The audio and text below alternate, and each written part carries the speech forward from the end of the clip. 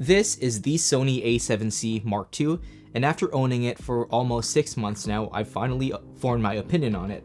So this camera has completely changed the way I've been shooting, because before I've been mainly using the A7 IV because of its mad specs inside. It's just a powerful powerhouse of a camera in this form factor. But then ever since this came out, I've brought this out more than this, mainly because this is much larger than this one. But I'm going to give you 5 reasons in this video why you should consider the A7C Mark II over the A7 IV. So the first reason is form factor. So if you look closely, these two cameras are really different when it comes to size. Not only is the A7C Mark II smaller, but it still has the internals of the A7 IV in such a small body. And at the same time, although this is a smaller camera, it still maintains a very deep grip. If you look closely, the grip is still fairly deep compared to the A6400, which is this camera, which is a camera that I also like, but it's not full frame. You lose the depth of the grip. This really feels like an APS-C body. Whenever I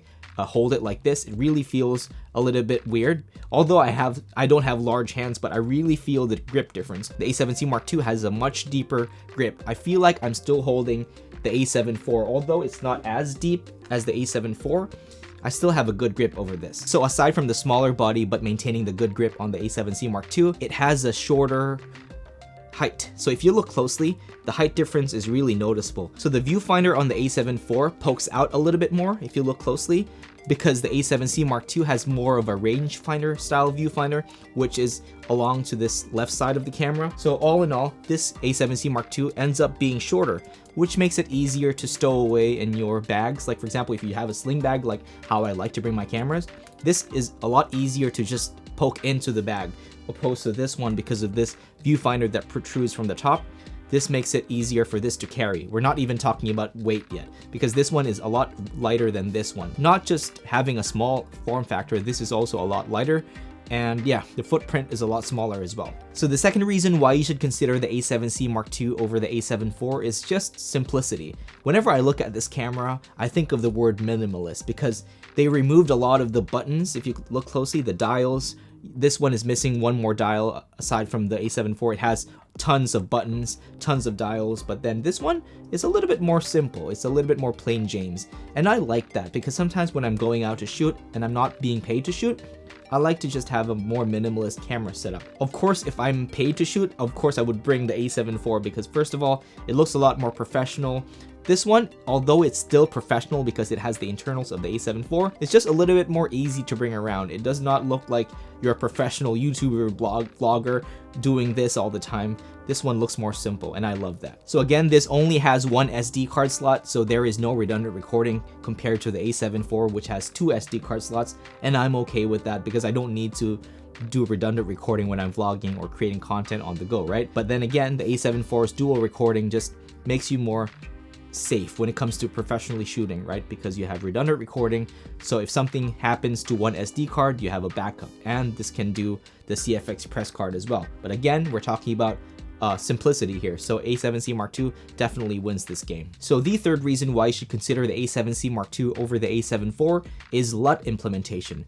So if you are shooting S-Log3 like how I find myself shooting most of the time, you'd have to use the built-in S-Log3 LUT on the A7 IV, which is okay, but then it does not really resemble the actual image that will come out on your NLE of choice or your editor of choice. So once you slap on the LUT while you're editing, or the Rec. 709 LUT, it doesn't really look like how you viewed it on the monitor, because it's Sony's generic Rec. 709 LUT.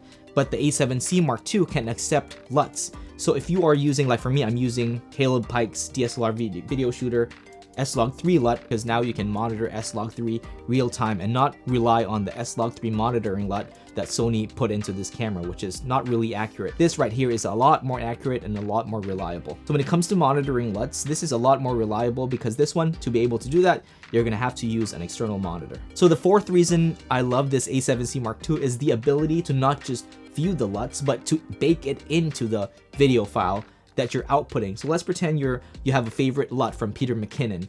All you need to do is just, of course, have that LUT, and you can put it into the SD card, While you're shooting, you can actually bake the LUT into your video, so when you sit down to edit, the video file is already with the LUT, so it saves you a little bit more time. But of course, you can do that just by shooting normally, right? Just by shooting S-Log3 and then put the LUT afterwards. But yeah, if you want a fast workflow, this little feature that the A7C Mark II is definitely going to make it easier for you. The fifth and last reason, of course, is the aesthetics. I love the silver color on the A7C Mark II because this one is just a very boring camera. It's just black. Of course, it's not about that, right? There's more to a camera than just how it looks. But there's just something about this silver colorway that I really like. Whenever I go out, it feels a little bit more vintage. Although it is not vintage, it is a very powerful camera. That's the main reason actually why I prefer to bring out my A6400 sometimes, because of this silver colorway. It just has a very vintage look. So again, these are just 5 reasons why you should choose the A7C Mark II over the A7 IV. But of course, if you already own the A7 IV, I don't really find a reason why you should upgrade to the A7C Mark II because they're really very similar. But if you have the money, or if you want a second camera to match with your A7 IV, I think the A7C Mark II is a fantastic camera. It has the same internals, it's just a lot smaller, a lot more compact. So yeah, so thank you guys so much for watching. If you found this video helpful, please leave a like, comment down below, and please subscribe. And as always, see you guys next time. Peace.